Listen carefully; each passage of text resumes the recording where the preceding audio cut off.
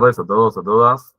Y bueno, bienvenidos otra vez acá al siguiente encuentro de Maestros de Weird, ¿sí? Ya grabando, ya con todo leído, me imagino, y con todas las ganas también. Otra vez, y acá me disculpo de vuelta, por ahí los volví a matar con la extensión de un texto. Esto venía pasando mucho en el seminario anterior. Yo dije, para esta vuelta no quiero que pase. Y bueno, medio que pasó de vuelta. Pero prometo que es por una buena causa, es un texto que no podía faltar, la verdad, el que propuse, Los sauces de Blackwood. Había otras lecturas para hacer, es verdad, pero no sé si por la cantidad menor de extensión que representaban, se justificaba dar ese en vez de esta. ¿Sí? Vamos a ver por qué los sauces es tan preponderante para el Wii y para toda la experiencia Lovecraft. Pero bueno, espero que con eso los convenza un poco. Si lo leyeron, genial. Si no lo leyeron o lo empezaron, también está bien. Vamos a reponer cosas durante la marcha, ¿sí? Y bueno, como anticipé antes, porque también me gusta anticiparme, es una cosa un poco proléptica, eh, es uno, Blackwood, de los representantes más importantes del género, y paradójicamente, del género weird me refiero, y paradójicamente, también me voy a adelantar a esto, uno de los más olvidados en cierto punto. De vuelta, esto es paradójico porque en realidad sí es uno de los mejores. ¿Por qué es uno de los que menos se ha trabajado, sobre todo en lengua hispana, ¿no? Hemos visto, y vamos a ver dentro de un rato, sobre todo por la edición que pude pasar, que es la de Valdemar, que estaba digitalizada, que no hay tampoco muchas ediciones sobre Blackwood en español. Hay una edición nueva en español España, que la edita La Perla, editorial. Es una edición muy linda, que tiene una portada muy linda, que sale muy cara también, sale unos 50.000 pesos, así que no va a ser una edición que sea de fácil acceso. Lo bueno de esta edición, y acá les anticipo, es que también La Perla editó los cuentos de Machen, que va a ser la próxima lectura de la próxima clase, y esa sí está digitalizada, así que la pude como pescar para poder subirla a las carpetas. Y tenemos la de La Perla, que es mucho mejor. Eh, Igual está bien la traducción, después si quieren lo veremos al final, pero me parece que estaba correcta dentro de todo. En inglés tiene otro cariz, es verdad, la he leído en los dos idiomas, pero esta me parece que estaba bien. La otra que existe, que no está digitalizada, está en una colección de los cuentos completos de terror que realiza uno de los editores de Alianza, que se llamaba Rafael Llopis, es uno de los más grandes, sobre todo de los 50 o 60, de los más grandes eh, teóricos del terror en letras hispanas. O sea, cuando no estaba puesto el tema en cuestión, el tipo se puso a reflexionar en prólogos, en trabajos críticos, en ediciones, al respecto de esto, ¿sí? Y hizo selecciones como la de los cuentos de terror, volumen 1, 2 y 3, de Alianza. Ahora lo comprimieron a 2 volúmenes, está muy bien también, ahí aparece también los sauces. Bueno, esa pequeña introducción. Antes de arrancar, quería volver a recordar algunas cosas porque tuve consultas con respecto a esto, que es el tema administrativo, prometo ser breve, ¿sí? Vinculado sobre todo con el régimen de aprobación, por decirlo de alguna manera, saben que es mucho más laxo que un régimen de aprobación. Ya mandé por mail el documento compartido que anticipé la vez pasada, es un Excel compartido en el que aparece el nombre de cada uno de ustedes, de cada uno de ustedes, y ahí ustedes en la celda de cada clase pueden hacer un comentario, una reflexión vinculada con lo que vimos en clase, o lo que quieran en realidad, ¿sí? Si vienen de otro ámbito, de otra disciplina y quieren hacer un entrecruce sobre el terror y la abogacía, denle para adelante, yo lo banco también. En esas cuestiones, en esos entrecruces también surge lo lindo, me parece. Así que bueno, en cada celda ustedes hacen un comentario, con hacer 2 comentarios de acá a que termine el seminario, o sea, no tienen que ser uno después, inmediatamente después de cada encuentro, puede ser al final de todo. Vamos a estar bien con eso para aprobación. Más que nada, porque como comenté la vez pasada, se hizo un poco complicado el tema de la corrección. El seminario pasado fuimos más de 150 inscriptos y bueno, fue algo un poco titánico ver las correcciones. Yo sé que me atrasé un poco, pero bueno, pido disculpas nuevamente porque fue complicado. Así que pasamos esta modalidad que tal vez no es la más atractiva en cuanto a la producción de trabajos, pero bueno, es un poco más dinámica para los dos, ¿no? Para mí y para ustedes. Igualmente, reitero esto, que me parece que está bueno abrir la posibilidad. Eh, si alguien tiene la intención de un trabajo escrito más extenso, vinculado con alguno de los temas, o haciendo un intercruce entre alguno de los temas que estuve exponiendo, que estuvimos charlando, de alguno que ustedes investiguen o piensen, les guste, algo ensayístico, algo más académico, como ustedes prefieran, pueden preguntarme a mí, no porque sea ninguna luz solar, ningún faro en estas cuestiones, pero bueno, por ahí les puedo tirar alguna idea, alguna corrección. Me gusta también charlar con el otro de lo que está trabajando, ¿no? Le quito un poco de soledad, de solipsismo a lo que es la labor de lectura y la labor de producción de textos. Así que esa puerta está abierta, ustedes me escriben un mail, tienen mi mail, y bueno, lo podemos charlar tranquilamente, eso sí. Por ahí, no sé, hay vuelta gente que viene de diferentes ámbitos, por ahí alguien está investigando ahora y le copa algo de esto y tiene alguna duda, pregúntenme sin problemas, por favor. Eh, Así que bueno, eso por el lado administrativo, yo ya pasé el Excel, ¿sí? Solamente tienen que escribir en la celda que les corresponde y estamos, ¿sí? Si se les va para un costado, para el otro hay errores de formato, no pasa nada, no toquen nada, yo lo corrijo, ¿sí? No hay drama por ese lado. Eh, pero bueno, para que sepan esto, igual yo después lo recuerdo, lo digo acá también para que quede para los que cursan asincrónico, lo recuerdo en el próximo mail que va a ser el mismo. Bien, ahora sí, arrancamos, perdón la digresión. Hoy la idea es continuar explorando de cierta manera, y si me trago perdón es que sigue sumándose gente y tengo que ir aceptando mientras hablo. Hoy la idea es continuar explorando qué es la ficción weird y preguntarnos cómo se vincula con otros géneros que conocemos, como por ejemplo un punto de contacto para todos, como puede ser el fantástico, ¿no? Porque vamos a ver que en Blackwood la forma de construir el weird es por ahí menos evidente que en Lovecraft o que en Poe o que en Beers, ¿sí? Vamos a ver qué diferencias tiene o qué parecidos tiene también y seguir identificando, ¿no? Elementos propios de la poética de los diferentes autores. O sea, poder entender o poder nosotros construir una especie de mapa en la que veamos cómo cada autor weird que vamos trabajando tiene sus particularidades. No hay un manual para el weird, ni mucho menos. Es más, los principios son bastante difusos, bastante evasivos como género, si se quiere. Ya pensarlo como género es una cuestión un poco complicada, ¿no? Porque no tiene estas regularidades que sí tiene el fantástico desde sus diferentes concepciones. ¿Sí? Uno puede pensar fantástico desde Toro, puede pensarlo desde diferentes formas y teorías, pero el weird un poco que no. Hay que tirar más para el finales del siglo XX para ver cómo se formaliza eh, como forma específica. ¿Sí? Así que bueno, la idea va a ser ver qué elementos toma cada autor que vamos leyendo, ver en qué se diferencian, en qué se parecen. Por eso puede ser productivo también que si quieren intervenir, lo hagan después de que se sumen 3 o 4 autores, ¿no? Porque pueden en alguna intervención hacer un 2 por 1 y comparar alguno. A ver en qué se diferencia Blackwood de Mayhem, que eran 2 autores bastante alineados en cuanto a pensamiento, pero con diferencias bien marcadas en cuanto al contenido temático. ¿Sí?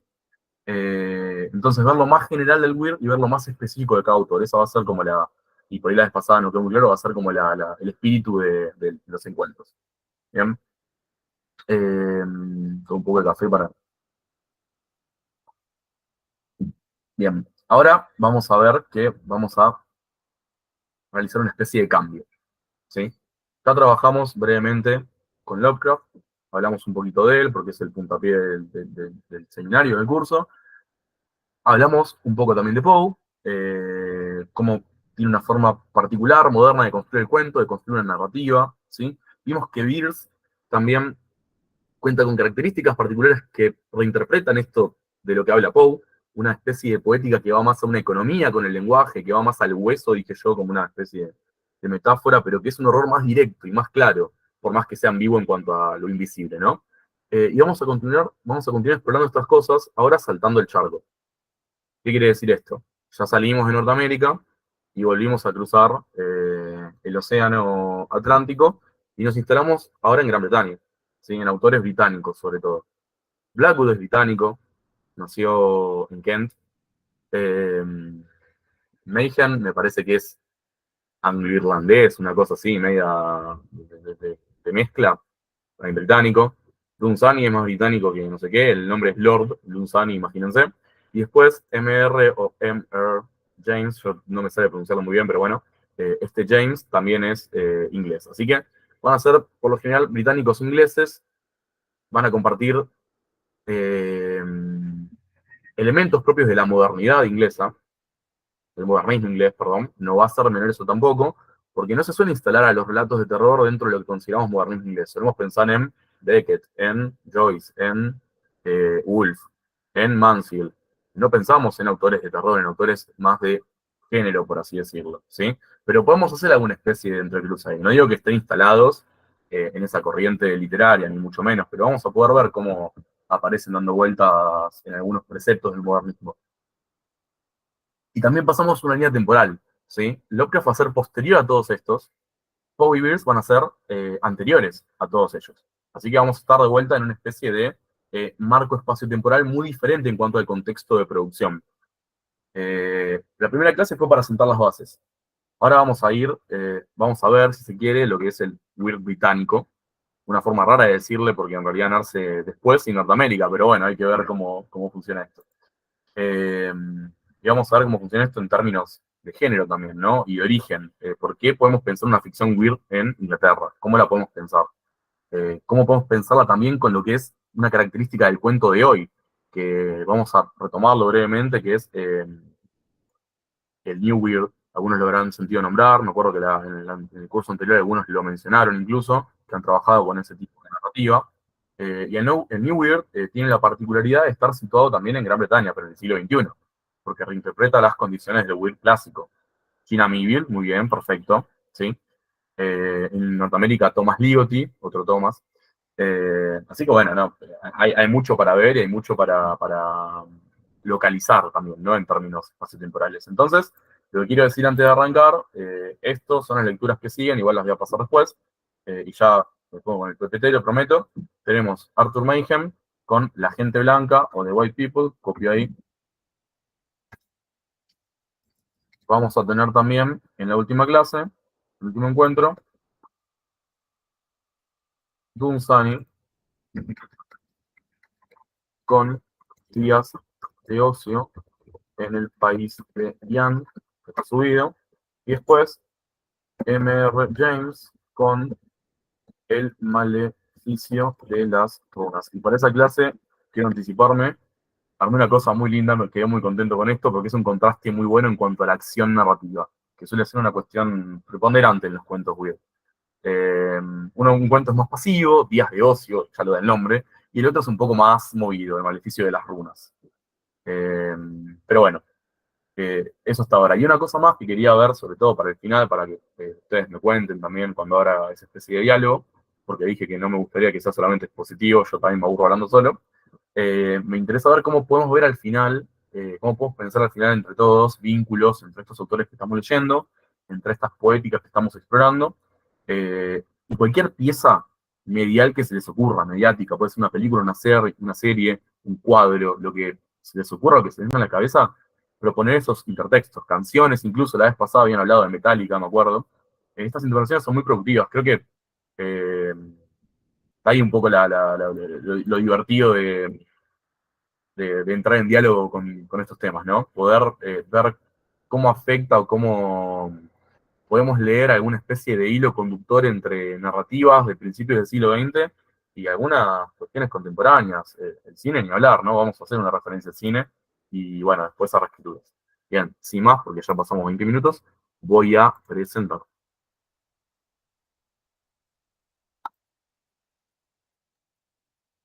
Ahora se carga. Perfecto. Bien. Maestros de Weir, trazos de la poética Lovecraftiana, autores estadounidenses y británicos, clase número 2, Algernon Blackwood, ¿sí? Le voy a decir Algernon durante la clase porque todavía no tengo ensayado la pronunciación, pero cuando lo querés pronunciar bien, que se note, es Algernon. Yo no lo voy a pronunciar así mucho, pero bueno, quedan enterados de esto. Bien, como siempre, dejo siempre la diapositiva inicial, ¿sí? Porque esto es lo que nos da una pregunta. Ahora resalté una cosa particular. No leemos todo porque lo leímos la vez pasada, pero veamos esta parte. ¿Qué pasa con estos mejores relatos, con estos maestros modernos? Porque ya estamos en el lugar de los maestros modernos, ¿sí? Esta línea que estamos trazando, después situados en una especie de la modernidad, del origen, del nacer del relato weird. Y lo que dice Lovecraft respecto a esto es que, y acá está la clave, me parece a mí, le parece a Lovecraft, no a mí en realidad, ¿no? Que poseen una naturalidad, palabra importante, un pulido artístico, una técnica en cuanto al cuento, que lo pone por fuera de las obras góticas previas, ¿sí? El gótico surge como un gesto crítico. El weird también, de cierta manera, tiene su nacer en un gesto crítico, ¿sí? poder desprenderse de esas formas que quedaron vetustas del gótico. Salimos del castillo de Otranto y nos metemos en un paraje remoto en el Danubio, ¿sí? Algo impensado para el horror gótico tradicional esto. Y vamos a ver diferentes cuestiones acá, la técnica, la habilidad, la experiencia y el conocimiento psicológico, ¿sí? Este avance en cuanto al conocimiento, a la ciencia del ser humano, también lleva a una reproducción, a un avance de lo que va a ser la técnica narrativa, ¿sí? Desde Poe hasta nuestros días incluso.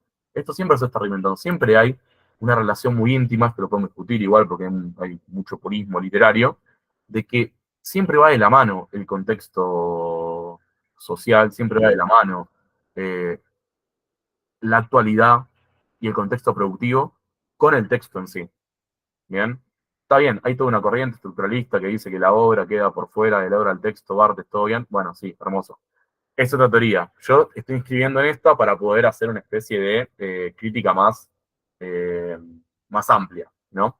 Pero bueno, sepan que las dos son hábiles, perdón, que las dos se pueden habilitar.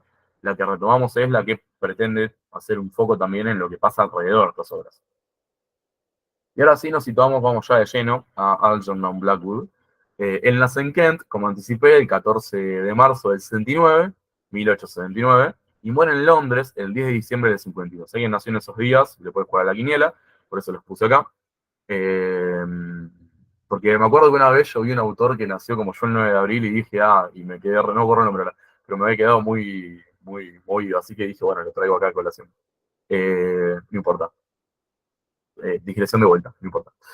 Bien, es uno de los máximos exponentes del relato de horror sobrenatural, y acá pongo atención ahí, ¿no? El relato de horror sobrenatural, porque Lovecraft, en su ensayo, el que tienen subido también en el Drive, va a decir que hay otra especie de horror, otra especie de terror, que no es sobrenatural, es un horror más vinculado con lo psicológico desde lo físico, ¿sí? Es lo que se suele a veces diferenciar entre, o sea, se suele postular la diferencia, que es muy liminar entre el horror y el terror, ¿no? Dos términos que suelen ser intercambiables por lo general. Hay que preguntarse qué productividad también, esto ya buscando un poco por dentro, qué productividad hay en diferenciar entre los términos, entre terror y terror. A mí me gustaría explorarlo mejor algún día, por lo pronto la diferencia es que el terror es más psicológico y el horror es más físico, como una reacción, es lo que se suele decir, ¿sí? Por ahora yo compro eso, pero me gustaría ver qué hay ahí adentro, porque hay una diferencia también de vocabulario. Pero bueno, yendo a la biografía de Blackwood, ¿sí? Para poder ver algunas cosas de su poética. Un dato no menor, Blackwood era una personalidad muy activa, a diferencia de Lovecraft, un poco como Poe, muy como Beers, ¿sí? Viajó extensamente, él nació en Inglaterra, dijimos, viajó en edad temprana a Estados Unidos, se instaló en Nueva York, después probó suerte en Canadá, trabajó en algunas empresas junto con algunos familiares, en Estados Unidos trabajó como corresponsal en Nueva York.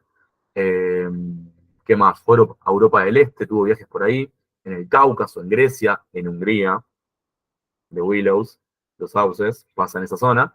Y después tiene un viaje muy revelador en Egipto, ¿sí? Y tiene una de las obras más características, que busca el título en español, que están inspiradas aquí está, en su experiencia en Egipto, que es un descenso en Egipto. Una especie de Nubel también, que tiene algún correlato con otra obra de Lovecraft, que es La sombra más allá del tiempo, y que es, según algunos críticos como Yoshi, que lo he nombrado anteriormente, una de las obras más logradas de ficción weird, por todo el seteo que plantea y por lo lejano, no me sale la palabra, ay Dios, cuando algo es, ya me la habla, extranjero, pero te llama la atención, bueno, no importa. Eso, ¿sí? Esa influencia aparece en su obra y esa influencia exótico, sí, el exotismo, me gusta, Ramiro, perfecto, ambos, tres, cuatro, el que estaba mal era yo, muchas gracias. Es exótico, ¿sí? Un exotismo hay en esa presentación del Egipto, una tierra no tan explorada en esa época tampoco.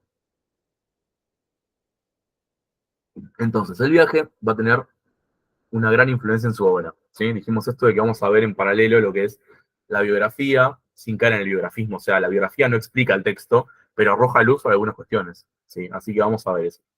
Después, hecho no menor, si quieren explorar, hay mucha conspiración y mucho Google al respecto. Se lo vincula, era parte, se dice, de la Golden Dawn, ¿sí? Una organización esotérica inglesa, que era la de mayor prestigio en esa época. Creo que se traduce como la Orden del Guante Dorado o del Ocaso Dorado, o el Guante, bueno, una cosa así, ¿no? El Ocaso Dorado. La Orden Hermética del Ocaso Dorado. Nada. Me parece que Dawn es más bien amanecer. Ahí te la van a hacer, perdón. Ahí busco el nombre. Orden Hermética de la Aurora Dorada. Miren qué nombre lindo. Bien, era una orden esotérica, nada del otro mundo, ¿no? Filosófica. Uy, qué copia. Bueno, no importa. De la que también formaba parte Arthur Mayhem, ¿sí? Ahí tenemos otro correlato entre la vida de Blackwood y la vida de Mayhem, ¿sí? Otra cosa que no va a ser menor. Entonces hay un interés bien marcado por lo esotérico, por lo sobrenatural, o por lo natural, ya vamos a verlo, en Blackwood, ¿sí? Pasemos un poco a lo que va a ser vivir la obra, porque Blackwood vivió su obra, ¿sí? Por eso le puse este título tan poco llamativo. Acá tienen una foto de la primera edición del libro de cuentos en el que se publica The Willows o Los Sauces, ¿sí? Esta obra de 1907 es The Listener and Other Stories, ¿sí? Y después tiene un montón de producción, tiene muchas novelas, novelas cortas, novels. Hay una serie muy famosa de él que es John Silence, Physician Extraordinary, que es una saga, una especie de saga sobrenatural, detectivesca, muy famosa en la época porque se vendía mucho, era muy comercial, que le da cierto renombre y le permite ingresar en el mundo de la publicación, ¿no? Estamos operando con autores que tenían los medios para publicarse a sí mismos, ya no estamos en el espacio de Lovecraft o Poe, que tenían que publicar en revistas para poder subsistir, ¿sí? Y bueno, Blackwood encuentra acá una especie de espacio en el que puede operar. ¿Sí? Acá les cité, les listé algunos de los títulos de libros de cuentos y novelas más preponderantes. Una de ellas, la de 1914, Aventuras Increíbles, Incredible Adventures, suele también ser reconocida como una de las colecciones más finest, dice Yoshi, de narrativa weird, ¿sí? Por los relatos que incluyen. Entre ellos, El descenso al Egipto. También publica obras de teatro, publica algunas novelas para niños, o sea, era una cosa muy productiva. Y digo vivir la obra porque él, a la par que escribía, iba dejando rastros, indicios, una especie de estela autobiográfica en lo que iba publicando, ¿sí? Antes les comenté que viajó por Europa del Este, que viajó en canoa por el Danubio, y que de ahí surge también el argumento, si se quiere, para pensar cuentos como Los Sauces. Esto pasa en toda su obra, no solamente en este, también hablamos de Egipto.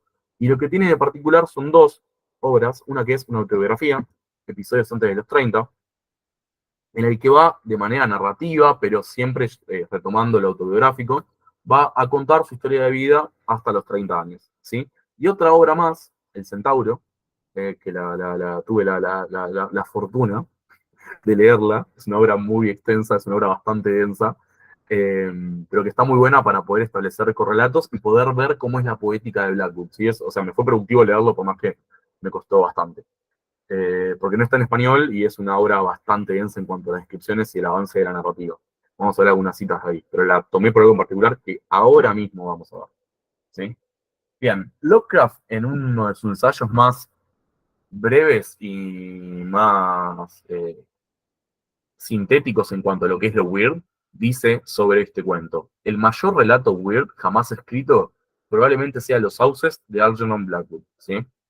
Ya tenemos ahí un buen statement para pensar lo mucho que le gustaba a Lovecraft este relato. Es más, él dice en sus cartas, en su correspondencia, que Los Sauces de Willows es su relato favorito. Y acá ahora sí se justifica por qué nos manda a leer una novela de 50 páginas de una semana para la otra, ¿no? No podía dejar afuera, si estamos analizando la biblioteca de Lovecraft, el relato favorito de Lovecraft, ¿no? Y ver también qué es lo que le interesaba o qué cosas se diferenciaban de su poética.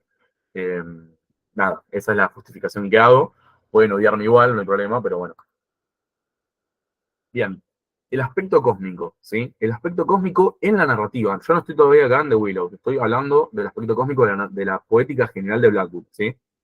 Hay una cita puntual que la trabajamos durante el curso pasado y que se retoma mucho porque es el epígrafe de la obra más famosa de Lovecraft, que es La llamada de Tulu, ¿sí? Él pone epígrafe un fragmento del libro del Centauro, de Blackwood, ¿sí? Y este fragmento dice, es concebible que sobrevivieran tales grandes poderes o seres, que sobrevivieran a una época tremendamente remota en la que la conciencia se manifestaba, acaso, bajo formas y con cuerpos que hace mucho se retiraron ante la marea de la humanidad en ascenso, formas de las que tan solo la poesía y la leyenda han capturado un furtivo recuerdo para así llamarlas dioses, monstruos, seres míticos de todo tipo y especie, ¿sí? Esta cita condensa mucho la poética lovecraftiana y condensa también mucho la poética de Blackwood, pero desde lugares diferentes, ¿sí? Hay que focalizarnos. Cuando pensamos en Lovecraft vemos, o resalta sobre todo, sobrevivieron tales grandes poderes o seres. Y pensamos en las criaturas sobrenaturales, ¿sí? En esas que son tangibles, en Tulu, por ejemplo, en la eh, demonología o en la jerarquía de dioses y entidades lovecraftianas. Ahora, cuando pensamos en Blackwood, vamos a ver otra cosa acá. Vamos a ver la oposición que surge, ¿sí? La marea de la humanidad en ascenso. Cómo la humanidad y la naturaleza van a entrar en un conflicto tácito, ¿sí? Esa es la idea que va a regir durante todo este encuentro, porque me parece que es la idea central de The Willows, ¿sí? La humanidad contra la naturaleza. Y vamos a hacer una especie de crítica, si se quiere, de si es natural o sobrenatural esto. O sea, ¿qué implica que algo sea sobrenatural? ¿A partir de qué perspectiva? Bueno, eso es lo que vamos a ver. Y otra cosa más acá, para más adelante, hay también una reminiscencia de Mayhem, ¿sí? Formas de las que tan solo la poesía y la leyenda han capturado un furtivo recuerdo. Eso va a ser muy Mayhem. Cómo sustraer de las leyendas, de la poesía, para escribir o reinterpretar el horror cósmico, ¿sí? Así que bueno, este va a ser el punto de partida, el aspecto cósmico de estos relatos. Bien, ahora vamos ya de entrar a los sauces. 1907, pertenece al libro, yo lo traduje porque no estaba traducido, El que escucha y otros relatos, The Listener and Other Stories, y fue reeditado también más adelante múltiples veces en colecciones en inglés, ¿sí? Al día de hoy, las ediciones en inglés que más se consiguen son las de Penguin, claramente, y hay una de una editorial, me parece que es la de Oxford University Press, que también está muy bien. Yo tengo la de Penguin. Y en español, bueno, lo que les comenté, tenemos, como acá dice, la de Valdemar, que es la que tienen subida y recortada en el Drive. Y está esta otra edición, que es la de antologías de cuentos de terror, que en la edición clásica es el volumen 3, en la edición renovada, en la reedición, es el volumen 2, porque lo comprimieron los 3 tomos a 2, así que quedó en el volumen 2. ¿Sí? Traducida por Rafael Llopis. Buena traducción. Bien. Y va a ser una de las producciones tempranas también de Blackwood, ¿sí? Él va a tener cierta relevancia porque va a empezar a sacar sus fragmentos, sus textos de John Silence, pero no va a ser un escritor consagrado, ni mucho menos como si iba a ser al final de su carrera. Dijimos que él muere en el 51, o sea, vive unos cuantos años. Él, tiene una vida muy extensa y es un autor muy prolífico. Escribió bastante y participó bastante en muchos medios. Como un dato curioso, antes de decir lo que viene en esta página, él en sus últimos trabajos que tuvo fue, no es radioteatro, pero era empleado de la BBC, por ahí muchos conocen, creo que es British Broadcast, que bueno, es como sí, es la radio inglesa, básicamente, ¿sí? Eh, y él era empleado de la BBC y tenía su espacio en el que relataba cuentos propios y cuentos de otros. Era como su columna y él relataba cuentos nada más. Así que se encuentran todavía los audios de estos momentos. Así que está bueno para comprar. Obviamente en inglés, ¿no? Pero está bueno para comprar. Bien, ahora sí, vamos al aspecto crítico, la biografía de Blackwood, porque vimos que estas dos cosas tienen que tener su relevancia para ver su obra, ¿sí? Tengo una cita de The Centaur, no voy a leerla toda porque se va a hacer muy extenso, pero veamos algunos puntos acá para focalizarnos, ¿sí? Dice la cita del Centauro. Por así decirlo, estoy en la mitad de la oración, a ver si lo puedo marcar y me siguen. Aparece, no. El clic no. Bueno, ahí aparece. Bien. Por así decirlo, bueno, por así decirlo, hacia una naturaleza que estaba viva. Aquel individuo formaba parte de ella. Nunca antes había estado tan próximo y en contacto tan íntimo con ella. Las grandes ciudades y la civilización se alejaban como sueños pasajeros, avergonzados. El sol, la luna y las estrellas se alzaron y lo conmovieron. ¿Sí? De vuelta, la oposición. Civilización, modernidad contra la naturaleza, ¿sí? Vamos a ver cómo esto opera. Y después, en una especie de confesión biográfica que está en su biografía, dice que, para que veamos la influencia que tiene esto, él era una especie de naturista también. O sea, lo que aparece representado, la idea de fondo representada en sus textos, en sus cuentos, en sus novelas, también era una forma de vivir lo natural. Él creía en esto realmente, ¿sí? Dice, la influencia más intensa en mi vida fue sin duda la de la naturaleza, que se manifestó muy pronto y creció en intensidad cada año. El hechizo de la naturaleza, que aporta consuelo, compañía, inspiración y alegría, sigue siendo dominante. La temprana sensación de que todo estaba vivo, una tenue sensación de que algún tipo de conciencia luchaba a través de cada forma, incluso que una especie de comunicación inarticulada con esta otra vida era posible si descubrí el camino. Estas ideas dieron color a mi asombro inicial. La naturaleza, en cualquier caso, producía en mí efectos que solo algo vivo podía producir. Se ve acá la relación entre esta especie de poética, este trasfondo filosófico y el cuento que leímos, sí, ¿no? Lo vivo, la oposición con lo humano, una especie de incomunicación o articulación probable a través de los sentidos. Todo esto se va a representar. Bien, y como siempre, el comentario que hace en su ensayo Lovecraft sobre los sauces, ¿sí? Dice Lovecraft, para ver ya más lo técnico. En el primer lugar de los relatos Weird, hay que ubicar a los sauces, en el que una presencia sin nombre es percibida con horror y reconocida por una pareja de ociosos viajeros que navegan por el desolado Danubio, ¿sí? Muy sintético, Lovecraft. Aquí el arte y moderación narrativa, ojo ahí, alcanzan su más alto desarrollo, produciendo una impresión de agudeza que perdura, sin un solo pasaje forzado o una sola nota en falso, ¿sí? Es un relojito este cuento para Lovecraft, funciona de manera bien medida, ¿sí? La dosificación de la información, o sea, dar la información en dosis a partir de un sistema de indicios, va a ser la clave para que se produzca un efecto de horror a partir de este cuento. Ahora lo vamos a explorar con citas, pero tengan esa idea, ¿sí? La dosificación de la información. Dar la información de a poco, para que el lector esté enganchado, para que el texto tenga un hilo y también para que se genere un efecto después en este lector. Bien, ahora sí vamos a ver cómo se representa esto, porque la pregunta vuelve a ser la misma y va a ser siempre la misma. ¿Cómo podemos identificar la poética autoral de Blackwood? Sí, para mí hay dos elementos puntuales, que son la naturaleza y la conciencia. Si ustedes después quieren agregar alguno después de que yo presente, bienvenidos. Cuando hago una pregunta así como en itálica y en el color de aesthetic de la presentación, como acá es un bordón me parece, es que la pregunta es abierta, que si quieren pueden levantar la mano e interrumpirme, que no hay problema por eso lo pueden hacer siempre, pero la pregunta es abierta, ¿sí? ¿Qué elementos nos permiten identificar una poética en Blackwood? Yo acá presenté algunos, ¿sí? El tratamiento de la naturaleza primero. Este tratamiento, Yoshi lo plantea como que deviene la naturaleza en lo que es un O, ¿sí? Ahí aparece como Aue, yo lo pronuncio O, que creo que se pronuncia bien así, alguien de inglés me corregirá. Eh, que tiene un problema de traducción también, estuve viendo, porque se puede transpolar uno a uno como asombro, ¿no? Pero también tiene la connotación de un temor, de una reverencia hacia eso que te asombra, ¿no? Y se escapa un poco de la idea de lo sublime, que es esa afectación del espacio en el individuo particular, ¿sí? El O está más vinculado con la idea del espanto ante eso que se presencia, ante ese asombro, ese respeto.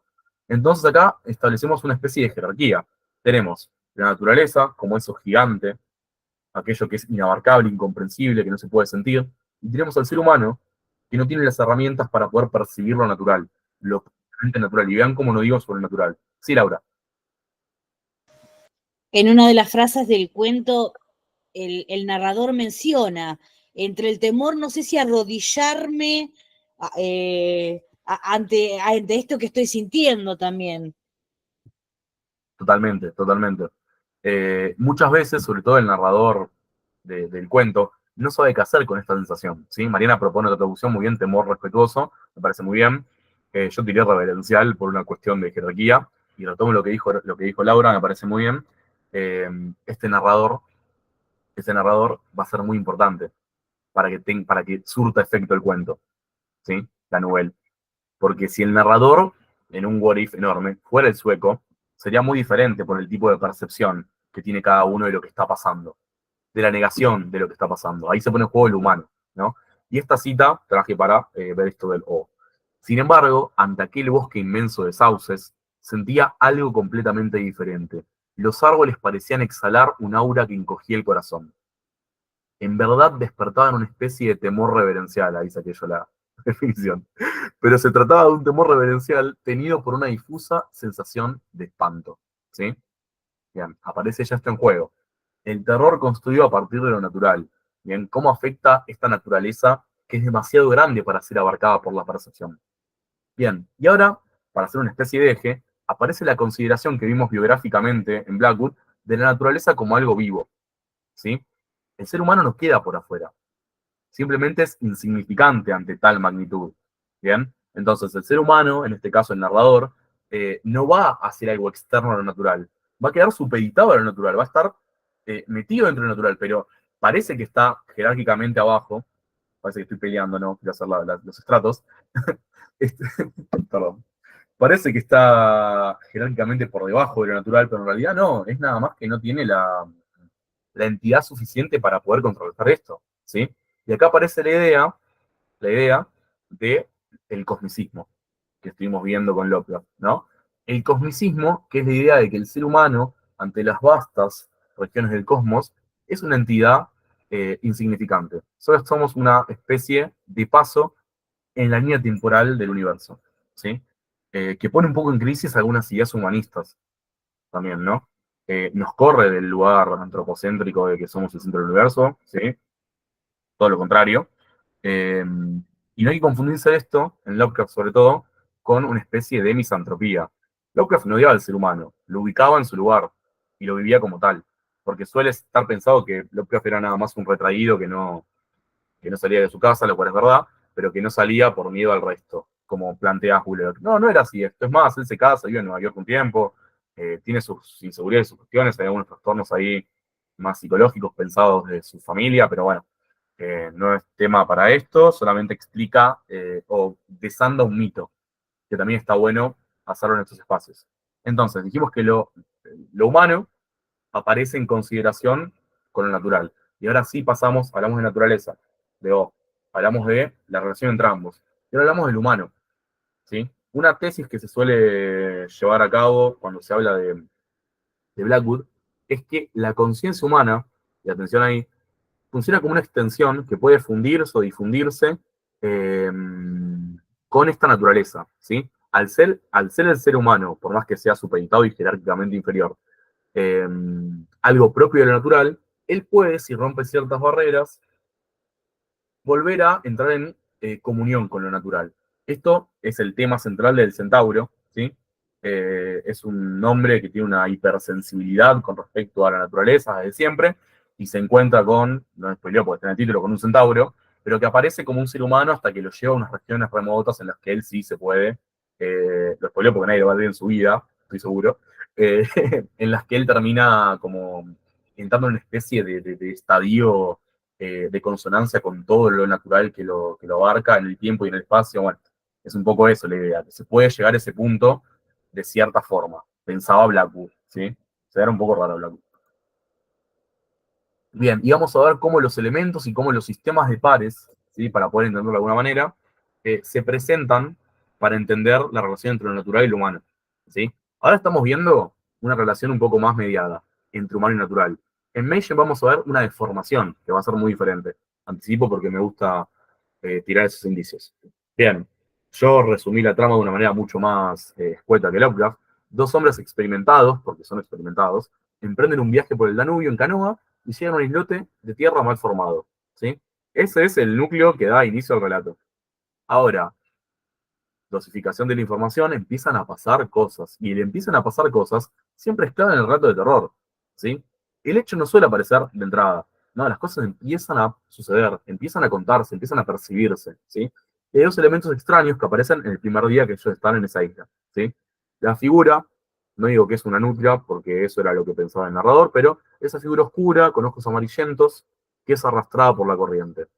Al principio, cuando la ven, piensan que es un cadáver, al instante el narrador corrige, no, es una nutria que se va ahí por la corriente, por su cuerpo aceitoso, creo que dice, al brillo del sol.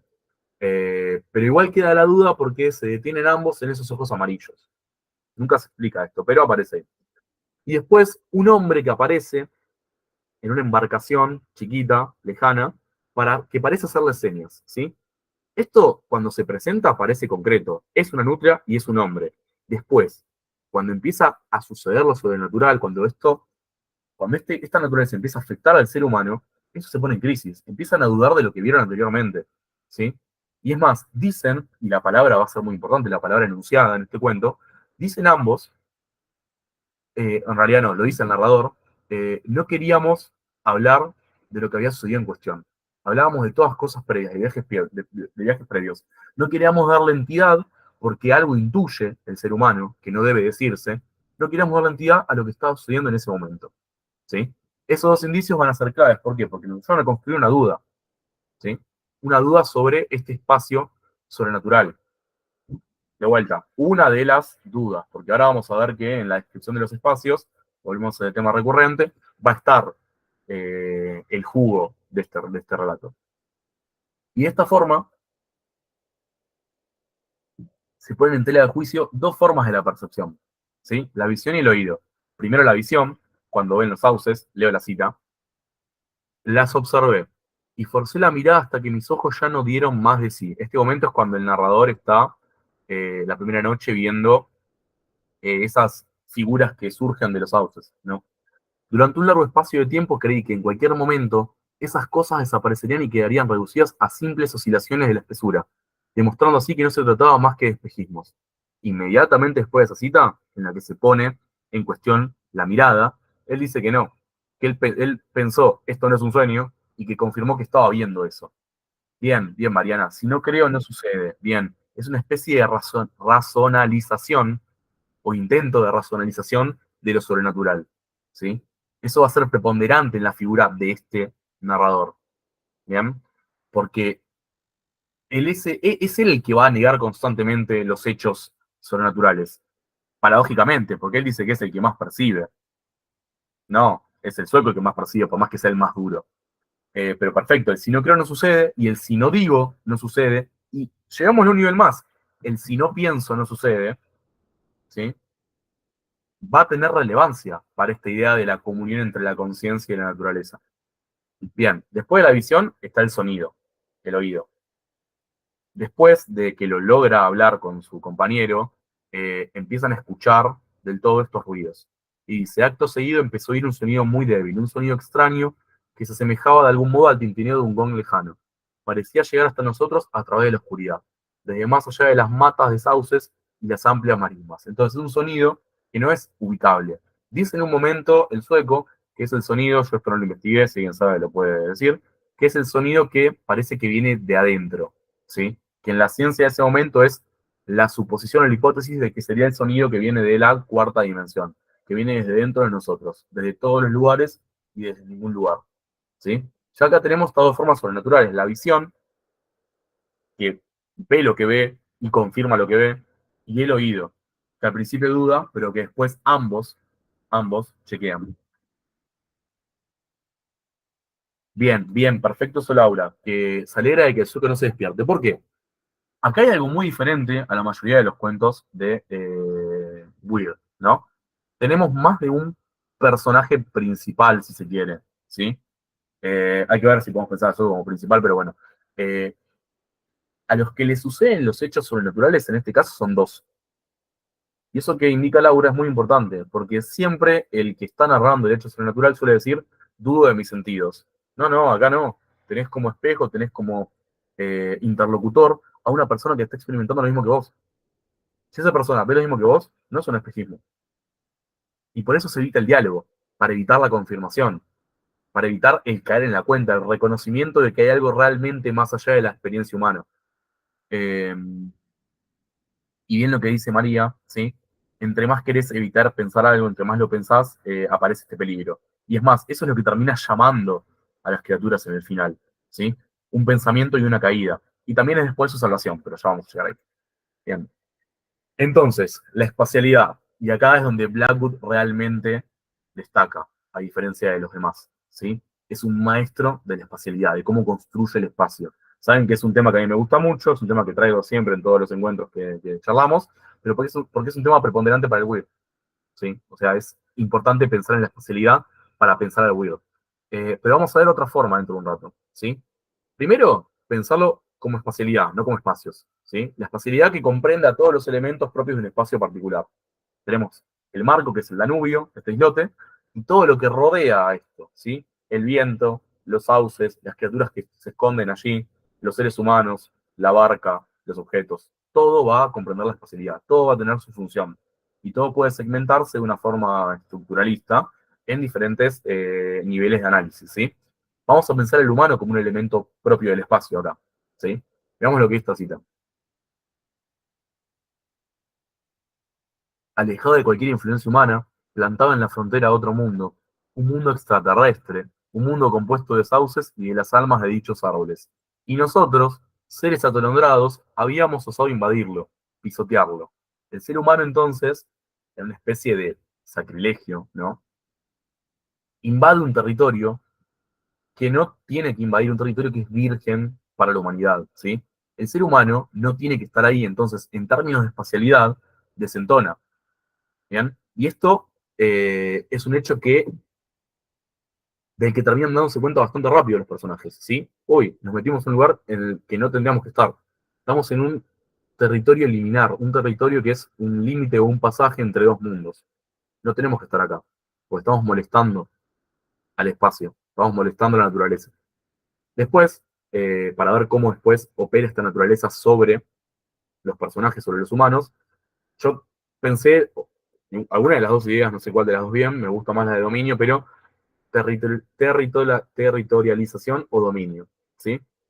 Para pensar en dominio deberíamos pensar bien en la criatura sobrenatural, y como en este cuento no aparece explicitada, es un poco más complicado. Pero sí podemos pensarlo como territorialización.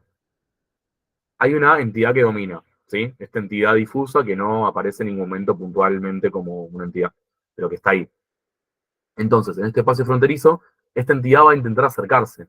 Ellos se dan cuenta, a la mitad del relato más o menos, que esta entidad no puede, estas entidades no pueden ubicarlos todavía.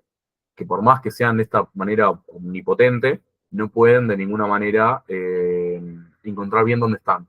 Pero sí se pueden acercar, ¿sí? Y veamos cómo funcionan estas dos citas. Mientras permanecía allí de pie, observando la corriente, dice el narrador, sentí como crecía en mi interior una sensación de alienabilidad, ¿sí? El alien no es el alien pensado en términos normales, el alien es el humano. El que invade e irrumpe es el humano. El extraterrestre es el humano. Nos encontrábamos en el límite de la frontera de una región que rechazaba nuestra presencia. El rechazo explícito de la naturaleza. Y vamos a ver este recurso dentro de un minuto. Y donde podemos ubicar esto es en los robos, que son furtivos, ¿sí? Y constantes, que terminan trastocando los planes de estos dos personajes. Después de la primera noche, desaparece el remo principal, el remo maestro, le dicen, me parece, que es con el que conducen la barca. Y después hay una rajadura en la canoa, que si bien es superficial, los puede hundir en un momento más de mayor agua en el cauce del Danubio. Después de la segunda noche, roban el pan y algunos alimentos. Y en ambos casos, si mal no recuerdan, el narrador empieza a decir, uy, tal vez fuimos nosotros cuando arrastramos la canoa. Uy, por ahí me olvidé de comprar el pan en, no me acuerdo el lugar. Bueno, no, está queriendo todo el tiempo racionalizar el hecho sobrenatural, el indicio. Y el sueco lo mira como riéndosele, porque se da cuenta que está en cualquiera este narrador, ¿sí? Entonces acá lo que aparece es un acecho, un acercamiento gradual, paulatino, territorial, de esto que es natural o sobrenatural, ¿sí? Las criaturas van ganando terreno, se van acercando cada vez más. El destino se empieza a consumar de estas criaturas.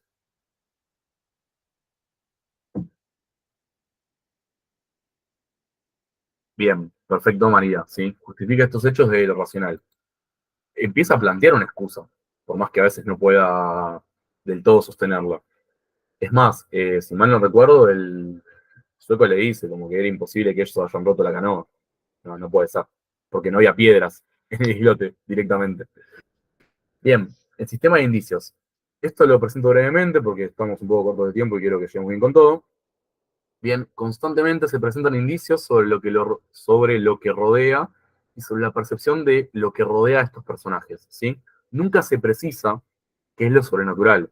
Y esta relación, para los que hicieron o leyeron por su cuenta, eh, el cuento de Lovecraft va a estar muy vinculado con el color que cayó del cielo, ¿sí? Esta entidad que es imprecisable, esta entidad que afecta a la naturaleza, en ese caso una granja, en este caso un paraje remoto del Danubio, pero esta entidad que termina por dominar, por establecer su dominio en un espacio determinado, pero que no puede ser percibida del todo, ¿sí? Acá se ve levemente, pero no puede ser percibida o precisada del todo. Está ahí latente, pero está en los árboles, está constituyendo la naturaleza. Y acá lo que quiero que veamos para llegar a esta racionalidad del narrador es un concepto narrativo que es el de focalización, ¿sí? Lo repongo brevemente porque a nadie le interesa hablar mucho de teoría un lunes a las 8:30 de la noche. Es un concepto que define la perspectiva, ¿sí?, del narrador y cuán limitada está respecto a algún personaje que narra el cuento. En este caso, el protagonista, ¿sí? Vamos a ver que la focalización en este relato es interna y fija. Esto quiere decir que nos limitamos únicamente, interna, o sea, se instala en la conciencia de este narrador innombrado, y solamente nos limitamos a lo que puede conocer, sentir y pensar este narrador, ¿sí? Va a ser parecido al narrador protagonista clásico, pero la diferencia es que puede ser en tercera persona, puede ser un personaje usual esto. No tiene que ser en primera únicamente, en este caso es primera igual. Entonces, es decir, hay una persona que queda por fuera de la perspectiva del sueco, que queda por fuera de la perspectiva del narrador, que es el sueco, el acompañante, ¿sí? Y esto va a ser bastante relevante para esto de la racionalidad, para esto del humano contra lo natural. Entonces, los comentarios de este narrador van a ayudar a la construcción de la atmósfera. Entonces, recapitulo acá, porque creo que no quedó claro la vez pasada. La atmósfera no es nada más la construcción del espacio, ¿sí? Es la puesta en escena, la puesta en juego de diferentes elementos narrativos que van llevando hacia un efecto determinado, un efecto de terror en términos de Poe, ¿bien? Entonces, no se construye nada más con la forma en la que se narra el espacio o la espacialidad. Se construye también al tiempo que se va enunciando el hecho sobrenatural y la percepción de este personaje. Entonces, es importante que tengamos un personaje limitado, no solo en su experiencia sensorial, sino también en cuanto a términos narrativos, en cuanto a su vocalización, para poder dejar cosas no dichas, o que no aparezcan dichas del todo, para poder generar el efecto de lo sobrenatural. Es un poco rebuscado por ahí, si tienen dudas me preguntan, pero bueno, esa vendría a ser como la idea central de esta técnica, ¿sí? ¿Y por qué hago referencia a la técnica? Porque lo dice Lovecraft, lo dice Poe. La diferencia entre esto y el gótico tradicional es que hay una técnica muy pensada, ¿sí? Este narrador no es fortuito. Y el sueco tiene su función. No es nada más un device, no es un dispositivo narrativo, un mecanismo y listo. No, no, no. Ambos tienen su preponderancia narrativa. Tienen presencia en el relato. Y cada uno cumple una función determinada con respecto a las posibilidades que puede presentar. Entonces la atmósfera no es solamente el espacio, es también las formas que tiene el espacio de representarse.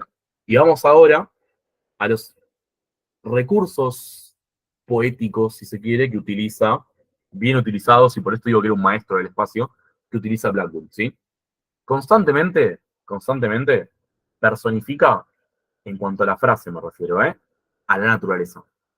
Propio, ya va en línea, fuimos armando un mapa, va en línea con la intención de Blackwood, filosófica si se quiere, espiritual, y también con la idea que tenía un relato sobrenatural, ¿sí? Él va a personificar el espacio, no solamente a los sauces, que es lo más evidente, también al viento y también al río. ¿Cómo personifican el comienzo al río? Es brillante, ¿sí? Vean cómo lo leo porque es muy lindo. Adormilado al principio, pero desarrollando luego, al ser consciente de la profundidad de su espíritu, unas ambiciones furibundas, el Danubio fluía imponente, sosteniendo nuestra diminuta embarcación sobre sus anchas espaldas, jugando a veces con nosotros de un modo violento, pero siempre amigable y bien intencionado, hasta que finalmente no nos quedó más remedio que tratarlo como a todo un personaje. Más personificado que esto no se encuentra. Y vean lo ominoso de esto, una cita más adelante, pero ahora, después de dejar Presburgo atrás, todo cambió un poco y el Danubio se hizo un río más serio, dejó de bromear. Es increíble. A ver, la sensación de lo sobrenatural va a estar presentada a partir de recursos como estos. Esta es la forma de construir el espacio. Por eso la naturaleza es tan importante en Blackwood, ¿sí? En Lovecraft no tanto, hay una adjetivación más saturada, se van a juxtaponer adjetivos, una cosa un poco más, menos estética, si quiere, de pensar el relato, pero se ponen en juego otras técnicas, ¿sí? Como los diferentes géneros que conviven en sus relatos, ¿no? Ahora, en Blackwood es una técnica mucho más estética vinculada con la construcción del espacio. En Mason va a ser distinto. Hay un poco más de esto de Blackwood, pero va a ser distinto. Va a estar mejor descrito, si se quiere, la transformación o la consideración que se tiene sobre lo humano ahí, y cómo el humano se transforma. Acá situamos el foco puramente en el espacio, en la personificación como recurso. Y vean cómo habla de los sauces, también muy bello. Hay muchas, porque todo el tiempo está personificando los sauces. Yo extraje esta 10 páginas después, pero sobre todo los sauces que cuchicheaban y parloteaban entre ellos, los sauces que se reían, los sauces que aullaban y a veces parecían emitir absurdos suspiros. ¿Cuál era su relación con la vida secreta de aquel llano inmenso en el que moraban? Sin duda se trataba de unos organismos completamente ajenos al mundo que yo conocía, y también al resto de los elementos de la naturaleza que, si bien salvajes, no carecían de cierta bondad, ¿sí? El sauce, este sauce en particular, el de los bosques del río Danubio, aparece como una supernaturalidad, digamos, ¿no? Porque dice, es ajeno incluso a los elementos de la naturaleza, está en un plano más allá. Y acá sí se puede decir que es sobrenatural, eso es a lo que quería llegar al principio cuando hablaba de la diferencia. Acá sí podemos decir que es sobrenatural, ¿sí? Porque incluso dentro de lo natural, estos sauces exceden lo conocido como natural. Bien, ahora hay todo un argumento muy divertido que desarticula esta teoría, que dice que el sauce, incluso ahí remoto, sigue siendo natural.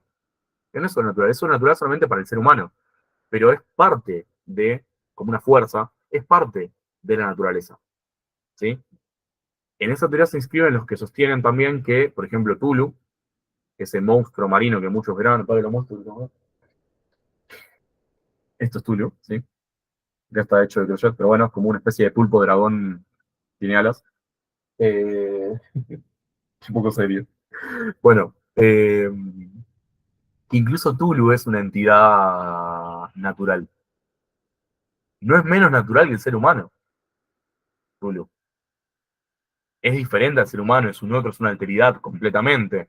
Es alienígena al mundo, bueno, y el humano también. La evolución se puede pensar en estos términos, me parece. Y es interesante pensarlo así, porque entonces lo que va a pasar acá es que en Lovecraft no vamos a tener, en términos propios de Lovecraft, ¿no? Algo que es un horror sobrenatural. Va a ser un horror puramente cósmico. ¿Sí? Ahí hacemos el desplazamiento. Cósmico en tanto a todo lo que se comprende en el cosmos. El tema es que el término sobrenatural tiene sus vericuetos vinculados con lo fantástico, ¿no? Lo sobrenatural es todo aquello que se sale de lo natural. Bueno, ¿qué es lo natural? Aparece esa pregunta ahí. Pero bueno, esto es más filosófico, así que no vamos a detenernos mucho. Pero sí lo pongo en cuestión porque acá aparece de manera bien marcada. Ahora, dijimos que la personificación es una pista, es un indicio, es una forma de generar una atmósfera vinculada con un efecto de terror. Ahora, ¿qué desbarata el efecto de terror? Bueno, otro recurso, la comparación, la que es la apariencia del supuesto. Todo el tiempo, y yo me fijé en mi documento, en el documento que les mandé, lo hace 57 veces, el narrador, cuando habla de estos hechos, dice, como si, como si, como si todo el tiempo se está resguardando, no quiere enunciar, porque no dice, y acá lo cito, se movían por voluntad propia, como si estuvieran vivas. No dice se movían por voluntad propia, están vivas. Hay todo el tiempo una reticencia al aceptar lo sobrenatural. Ustedes me dirán, no, pero toma, es un recurso sintáctico bastante común, bastante general en la narrativa. Sí, es verdad, una comparación es muy general, pero me parece que aparezca tantas veces, que se nota, porque cuando lo leyendo se nota, eh, dice algo sobre cómo percibe este personaje. ¿Sí? Bien, y entonces tenemos estas dos cosas. Se personifica la naturaleza, ¿sí? Y para tratar de evitar estos envites de lo sobrenatural, de lo incomprensible, de este horror, se utiliza este mecanismo retórico para paliar la enunciación sobre lo natural. Ahí lo copié porque era muy complicado para que me lo acuerde solo. Y ahí volvemos a esa idea de antes que quiero que discutamos. Lo que se dice es esa realidad. Lo que se piensa es esa realidad. Este dominio sobrenatural este punto específico del Danubio, va a operar de esa manera. Y eso va a recaer en la figura del sueco. El sueco va a decir constantemente, por ejemplo, cuando le pregunta por los hoyitos cónicos que aparecen en la arena, en la tierra, le dice, ¿qué son para vos esos? Y él le dice, no sé muy bien, son marcas. Mejor que no lo pienses. Si pensás lo mismo que yo, va a ser para peor, le dice. Como que la conciencia de ambos, al estar vinculada con lo natural, va a atraer a esas criaturas sobrenaturales, los van a terminar de ubicar de esa manera, van a ser una coordenada, ¿sí? Y acá, ya ultimando lo final, porque quiero abrir el diálogo y que charlemos un poco, ¿sí? Vamos a tener dos cosas para charlar, el sueco y el desenlace, ¿sí? El sueco va a representar, ustedes lo vienen anticipando, la razón ante toda la percepción sobrenatural, ¿sí? Y no la razón en términos de razón propia de, ¿cómo lo digo?, de pensar la situación en términos racionales, de buscar una explicación. No, la razón dentro de la propia lógica de lo sobrenatural, ¿sí? Va a tener una percepción que es agudísima de la situación y vamos a presentarnos, se nos va a presentar así un acceso a la información que va a ser mediado. ¿A qué me refiero con esto? Hablamos de dosificación. La información se nos da de a pedacitos, por así decirlo, ¿sí? De a breves instancias. Ahora, esa información suele venir no de lo que piensa o ve o siente el narrador, va a venir de lo que le revela el sueco, ¿sí? Y es necesario para que avance el relato. El narrador se encuentra limitado ante la racionalidad que él intenta buscarle a los hechos sobrenaturales, ¿sí?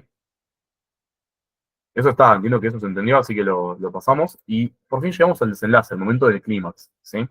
Tenemos una desaparición del sueco que se insinúa que él se quiere sacrificar, en una especie de delirio medio místico, cómo lo salva el narrador, cómo el sueco se despierta y dice que las cosas se calmaron, ¿sí? Cómo encuentran el cadáver, cómo ambos se caen cuando tocan el cadáver, y cómo después aparecen dos elementos que los terminan por salvar, el dolor y la inconsciencia, ¿sí? Son salvaguardas porque les permiten no pensar de cierta manera. Entonces, recapitulo eso, ¿sí? El momento del final. Cuando aparece este cadáver, que uno puede, no se dice de dónde viene, dice que es un campesino, puede ser el hombre de la barca del principio, puede ser, no sería loco pensarlo, nunca se confirma, pero no es una mala hipótesis, ¿sí? Pero cuando aparece este hombre, ellos quieren enterrarlo, porque de cierto modo es el sacrificio, es la salvación de ellos. Entonces, cuando lo levantan, cuando lo tocan, ese humano muerto está enredado entre las raíces de los sauces, eso remueve algo, y pasan dos cosas. El sueco se abraza demasiado fuerte de su amigo y cae inconsciente, y el amigo, ante el dolor del abrazo, termina por no pensar, ¿no? Entonces, estas dos formas de desplazar la mente o la conciencia de lo que está sucediendo es lo que termina por salvarlos, porque esta naturaleza, esta entidad natural, es puramente consciente, ¿no? Aparece esta mezcla entre la conciencia que dijimos antes como el único contacto que hay. O sea, desde lo físico no va a poder operar, no va a poder encontrarlos, ¿sí? Piénsenlo como cuando jugás a cuarto oscuro. Bueno, parecido. Hasta que no tocas tangiblemente la conciencia del humano, no puedes entrar en contacto con él. Acá estoy hipotetizando, ¿no? Ustedes tienen otras lecturas, las vemos ahora. Entonces, esta presencia del cadáver va a funcionar como el sacrificio, ¿sí? El cadáver que aplaca esos deseos sacrificiales de las criaturas que dominan la zona. Los deja tranquilos y permiten que después pasen a otro mundo. Y dejo una pregunta abierta para poder hablar un poco. ¿Qué son esos huecos en la Tierra? ¿Qué son esas marcas en el cuerpo del hombre? Esa forma cónica, esa cosa bellamente simétrica. ¿Qué les parece que es? ¿Qué piensan? Acá no hay ningún tipo de solución para esto, ¿no? No se dice nunca. Nada más lo pensamos en términos de hipótesis de cada uno. Bien, hasta acá tengo el PowerPoint. Quiero leer un poco los comentarios para retomar algunas cosas, ¿sí? Siento que hablé muchísimo, así que tengo que tomar un poco de agua. Y dejo esta pregunta abierta para después, ¿sí? Y acá, como para cerrar, y ustedes también me digan ahora en la parte más de intervención, ¿con qué otras obras podemos establecer una relación intertextual si tomamos como punto de partida los sauces? Entonces, ¿cómo los sauces dialogan con otras obras? ¿Qué obras han visto? Cine, series, otros libros, cuentos, novelas, ensayos, lo que sea, que establezca una relación con lo que percibieron de los sauces, ¿sí? Yo puse el color que cayó del cielo, que lo nombré antes. Hay muchas similitudes formales y temáticas, sobre todo este tema de los árboles y la aparente vida. Y una novela moderna que la empecé y no la terminé, pero que estaba buena, que es una autora que es un seudónimo, T. Kingfisher. La autora es Vernon, me parece que es el apellido, que es Los lugares huecos, de Hollow Places, ¿sí? De 2020. Va a retomar el argumento de los sauces y lo va a amplificar, ¿sí? Va a tomar como punto de partida esas entidades que no se pueden percibir en el Danubio. Así que está bueno ver cómo se establece una rediscursividad, cómo se sigue armando una serie de relatos weird años después. Bien, ahí sí está acá. Ahora voy a cortar la presentación. Uy, casi cierro el coso. Así les doy un poco las caras, me dejo de mirar a mí porque la autorreferencialidad es un poco triste. Ahí estamos. Bien, leo el comentario de Gustavo al Delta del Tigre. Bien, sí, exactamente. Hacer la relación al toque, me parece muy, muy similar eso. Es más, cuando vayan por el Tigre la próxima vez pueden empezar a pensar si en esos sauces nos esconde algo. No sería raro tampoco, ¿no? Bien, Sandra dice que ese recurso de lo que se piensa se puede hacer realidad, se podría parecer a la rueda celeste de Úrsula acá. Bien, no leí esa obra de Úrsula, leí muy poco de Úrsula, para ser sincero, nada más lo de los que regresan novelas, algunos cuentos sueltos, pero me parece muy bien esto, ¿no? Cómo el ser humano puede materializar de cierta manera a partir del pensamiento, ¿sí? Aparece esta vuelta de tuerca en Blackwood desde lo natural, ¿no? Pero imagino que en Úrsula es algo similar. Y María comenta, sí, esto lo comentamos María, que la nutria podría no ser una nutria. También, también. No se dice nunca, de vuelta. Aparece siempre la duda después en los relatos weird de si lo que fue es realmente así. No se resuelven muchas cosas en los relatos weird. Pero en esa duda también eh, aparece lo sobrenatural, ¿no? Sobre todo en términos de efecto y de percepción en el lector. Ahí ya estamos más en la línea de Todorov, ¿no? De que para él el fantástico siempre lleva cifrado una duda sobre si lo que pasó es real o no. Pero esa nutria no se explica, yo la entiendo como algo también, un indicio de ese ambiente. Novela Solaris de Stanislas Lev, bueno, también tengo que leer Solaris, esa sí la tengo en la lista. Y en la incapacidad de comunicarse con extraños, es un tema bastante interesante para pensar lo web, porque no suele establecerse mucho una comunicación en lo web, ¿no? Siempre suele ser más vos por allá, yo por acá. Ahora, hay algunos cuentos en los que pasa esto, y no es menor ver cuando entra en conflicto lo weird o lo no humano con lo humano, qué cosas surgen, qué cosas se sintetizan. Eh, Stalker, la zona, la peli, el lugar como protagonista. Ahí no te sigo mucho, Sandra, pero eh, Sí, para me última, refiero, perdón, sí, donde hola, ¿qué tal? todo bien. Donde el lugar es el que es un personaje más y un Bien, ok, personaje determinante del programa. bien. Es más, lo vimos con la casa, cuando hablamos de Asher, la casa era un personaje más, se puede pensar. El espacio así en general también puede Claro, ser un espacio más, totalmente. Acá, H, porque no tengo tu nombre, Torres, me habla sobre esto de que Tulu es humano. No quise decir que Tulu es humano, ¿sí? Si lo dije, perdón, porque no. Sí lo que digo es que es natural, ¿sí? No es algo